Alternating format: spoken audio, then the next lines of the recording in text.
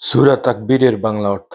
আল্লাহর নামে শুরু করলাম। যখন সূর্য আলোহীন হয়ে যাবে, যখন নক্ষত্র মলিন হয়ে যাবে, যখন পর্বতমালা অপসারিত হবে, যখন 10 মাসের গর্ভবতী উটসমূহ উপেক্ষিত হবে, যখন বন্য পশুরা একত্রিত হয়ে যাবে, যখন সমুদ্রকে উত্তাল করে তোলা হবে, যখন আত্মাসমূহকে যুগল করা হবে, যখন জীবন্ত প্রথিত কন্যাকে জিজ্ঞেস করা হবে কি অপরাধে তাকে হত্যা করা হলো, যখন আমলনামা খোলা হবে, যখন আকাশের আবরণ অপসারিত হবে, যখন জাহান্নামের আগুন প্রজ্বলিত করা হবে এবং জান্নাত সন্নিকটবর্তী হবে, তখন প্রত্যেকেই জেনে নেবে সে কি উপস্থিত করেছে। আমি শপথ করি যেসব নক্ষত্রগুলো পশ্চাতে সরে যায়, চলমান হয় ও অদৃশ্য হয়, শপথ নিঃশ্বাসন ও প্রভাত আগমনকালের। নিশ্চয়ই কোরআন সম্মানিত রাসূলের আনিত বাণী, যিনি শক্তিশালী আরশের মালিকের নিকট মর্যাদাশীল, সবার মান্যবর, সেখানকার বিশ্বাসভাজন এবং আমাদের সাথী পাগল নন।